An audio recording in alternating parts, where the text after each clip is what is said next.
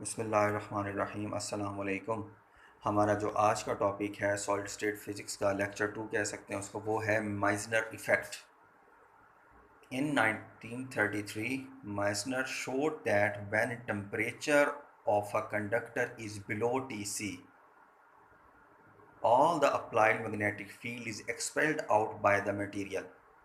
यानी कि जब मटेरियल सुपर कंडक्टिंग स्टेट में आएगा और उसका टेम्परेचर बिलो टीसी होगा, तो जो मैग्नेटिक फील्ड उसमें से गुज़र रहा है, जो मैग्नेटिक फील्ड उसमें से पास आउट हो रहा है, वो सारा का सारा एक्सपेल हो जाएगा, वो सारा का सारा बाहर से जाएगा, उसके अंदर से कोई मैग्नेटिक फील्ड पेनिट्रेट नहीं करेगा। अब ये जो मैंने डायग्राम के साथ इसको वजाहत की है, इस इफ़ेक्ट को सबसे पहले माइजनर ने एक्सप्लेन किया, इसीलिए इसे माइजनर इफ़ेक्ट या मिजनर इफ़ेक्ट कहा जाता है इन 1933। अब मैग्नेटिक प्रॉपर्टीज़ को यानी कि देखा जाए तो मिजनर इफ़ेक्ट ने सुपर कंडक्टर्स की मैग्नेटिक प्रॉपर्टीज़ को स्टडी किया है कि ये कैसे मटेरियल हैं और ये कैसा मटेरियल है इस किस्म का। अब देखें, अब इसमें हुआ क्या है, ये सबसे इम्पोर्टेंट बात कि ये एक्सपेल क्यों हो गया है, what is the reason behind that, कि क्यों एक्सपेल किया गया है। अब देखें, इसको मैंने यहाँ पर मज़ीद क्लियर किया है। It means that at T is less than T C material is super conductor and produce such magnetic field which is equal and opposite to the applied field. जब हमने इसको सुपर कंडक्टिंग स्टेट में लेके आए हैं, तो ये जो आपके पास एक सर्कुलर डिस्क है, we can suppose it a circular disc. Circular disc ने सुपर कंडक्टिंग स्टेट में ऐसा मैग्नेटिक फील्ड प्रोड्यूस किया है जिसने इस पेनिट्रेटिंग मैग्नेटिक फील्ड को एक्सपेल कर दिया है, equal in magnitude but opposite in direction. देखें, equal and opposite to the applied field. If we write in mathematic equation, तो ये m is equal to minus B लिखा जाएगा। m क्या है? m is internally produce magnetic field, जो पहले मैं बता चुका हूँ, equal in magnitude and opposite to the direction है, और ये है एक्सटर्नल अप्लाइड फील्ड। और बिलो टी सी, ये हमारे पास यहाँ एक इम्पोर्टेंट फैक्टर है जो सब लोगों को पता होना चाहिए। जी देखें, अभी थोड़ी देर पहले मैंने ये जो इक्वेशन लिखी है m is equal to minus B, इन दोनों के बारे में बताया है। b को अगर हम इस तरफ डिवाइड कर दें दोनों तरफ में, कि मैग्नेटिक फील्ड वाली टर्म इधर आ जाएगी और यहाँ आपके पास -1 बच जाएगा, और ratio of internal to the external applied field, magnetisation over magnetic flux या मैग्नेटिक फील्ड की जो रेशो है वो हमारे पास मैग्नेटिक ससेसिबिलिटी कहलाती है।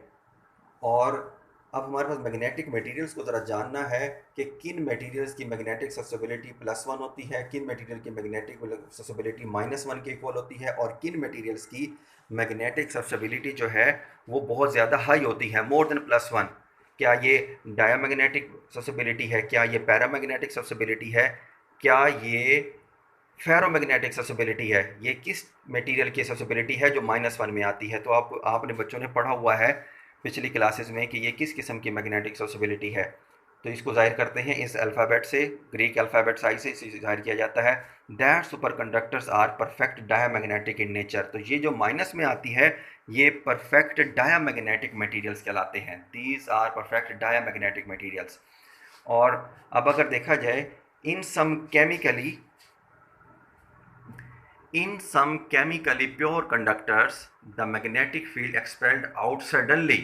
So the graph between M and B will be a straight line such that superconductor are called soft superconductors और type 1 superconductors. ऐसे कंडक्टर्स को फिर हम सॉफ्ट सुपरकंडक्टर या टाइप 1 सुपरकंडक्टर्स कहते हैं, जिसमें मैग्नेटिक फील्ड जो है वो सडनली एक्सपेल्ड आउट हो जाए, सारा का सारा मैग्नेटिक फील्ड फ़ौरन ही वहाँ से निकल जाए, उसको हम टाइप 1 सुपरकंडक्टर कहते हैं। अब मैं इसकी डायग्राम बनाता हूँ कि डायग्राम में पता चलेगा कि सॉफ्ट और टाइप 1 सुपरकंडक्टर कौन से होती हैं। जी, ये जो अभी हमने टाइप 1 सुपर कंडक्टर की डेफिनेशन पढ़ी है पिछले बोर्ड पर, उसमें देखें तो बी और एम के दरमियान अगर ग्राफ ड्रा करें, -m और बी के दरमियान, तो ये इस किस्म की हमारे पास स्ट्रेट लाइन आती है। अब ये जो स्ट्रेट लाइन है, और ये देखें ये शार्पली या सडनली ड्रॉप्स टू ज़ीरो, यानी कि magnetic field is expelled out suddenly. यही अभी थोड़ी देर पहले मैंने बताया था कि ये टाइप 1 सुपर कंडक्टर में आता है। और उसके कोरस्पॉन्डिंग उसके अपोजिट ये वाला ग्राफ देखें तो इसमें एच सी से पहले, इस वाली वैल्यू से पहले ही जो मैग्नेटिक फील्ड है वो ज़ीरो होने की तरफ शुरू हो जाता है, एक्सपेल आउट होना शुरू हो जाता है इस पॉइंट से पहले, इसलिए इसको HC1 का नाम दिया जाता है कि जहाँ पर वो ड्रॉप होना ज़ीरो हुआ, और कहीं आगे जाकर बहुत दूर जाकर कम्प्लीटली, यानी कि ये जो ग्राफ है आप देखें एक्सपोनेंशियली डिक्रीज़ कर रहा है और एक्सपोनेंशियली जाकर यहाँ जाकर किसी HC दूसरे पॉइंट पर कम्प्लीटली एक्सपेल्ड आउट होता है। तो इस किस्म के मटीरियल इम्प्योर होते हैं, उसमें इम्प्योरिटीज़ होती हैं, जिसकी वजह से ये आहिस्ते से ये ज़ीरो की तरफ आता है, और इस किस्म के मटेरियल को टाइप 2 सुपर कंडक्टर्स या हार्ड सुपर कंडक्टर्स भी कहते हैं। अब in between HC and H2C2, अब ये जो HC और HC2 है, इसके दरमियान मटेरियल कौन सी स्टेट में होता है? क्या वो कंप्लीट सुपर कंडक्टर है? क्या वो कंप्लीट नॉर्मल कंडक्टर है? नहीं, ऐसा कुछ भी नहीं है। वो एक वॉर्टेक्स स्टेट के अंदर है, जहाँ उसके अंदर मिक्स प्रॉपर्टीज़ पाई जा सकती हैं। अब ये वॉर्टेक्स स्टेट क्या है? इट इज़ अप टू 2, ये आप लोगों ने डिफाइन करना है, स्टूडेंट्स ने, जिनके लिए ये मैं लेक्चर बना रहा हूँ। और ये HC2 क्या है? How much larger than HC1, कि HC2 की वैल्यू अमूमी तौर पर HC1 से कितनी ज़्यादा होती है। डेफिनेटली आप देख रहे हैं एक्स एक्सिस पर है तो ज़्यादा तो है, लेकिन कितनी ज़्यादा है ये बतानी है। अब आगे चलें तो अब इस पूरे टॉपिक को कंक्लूड करते हैं, और एक थ्योरी सी है, एक प्रॉब्लम है इसमें, उसको डिस्कस करते हैं। वो प्रॉब्लम क्या है? देखें, मेजियर इफेक्ट का जो एक फाइनल कंक्लूजन है जो हमने पढ़ा है वो है कि मैग्नेटिक फील्ड B की वैल्यू ज़ीरो हो जाती है। अभी थोड़ी देर पहले पढ़ा, ये यहाँ पर इस पॉइंट पर जब इनको देखेंगे तो magnetic field expelled out, magnetic field expelled out, तो इसकी वैल्यू आ गई ज़ीरो। अगर ये ज़ीरो है तो फिर आगे एक और रिजल्ट हमने पढ़ा था EMT के अंदर, इलेक्ट्रिसिटी एंड मैग्नेटिज्म, ये जो ओहम्स लॉ की एक डिफरेंशियल फॉर्म है, ये ओहम्स लॉ की जो एक माइक्रोस्कोपिक फॉर्म है, उसमें E इक्वल टू रो जे है। तो जिसमें अगर रेजिस्टिविटी को ज़ीरो पुट कर दिया जाए, ये जे करंट डेंसिटी को जाहिर करता है, ये इलेक्ट्रिक फील्ड को, अगर यहाँ रेजिस्टिविटी ज़ीरो, क्योंकि सुपर कंडक्टर की डेफिनेशन भी यही पड़ी थी कि रेजिस्टिविटी ज़ीरो हो जाती है बिलो TC, अगर उसको वीरो पुट करें तो आपके पास E ज़ीरो आ जाएगा। और एक मैक्सवेल इक्वेशन हमने पढ़ी हुई है, del cross E is equal to -dB/dt। तो यहाँ ज़ीरो पुट करने से इस इक्वेशन की, ये जो मैक्सवेल इक्वेशन की जो यहाँ पर एक लेफ्ट हैंड साइड है, इसमें ज़ीरो आता है। ज़ीरो का मतलब क्या है? Derivative of magnetic field become zero. इसका मतलब है ये जो मैग्नेटिक फील्ड है ये कांस्टेंट है। अब EMT की थ्योरी और मैक्सवेल इक्वेशन ये कहते हैं कि B ज़ीरो नहीं होता, B कांस्टेंट होता है, जबकि मेजियर इफेक्ट कहता है कि मैग्नेटिक फील्ड ज़ीरो है।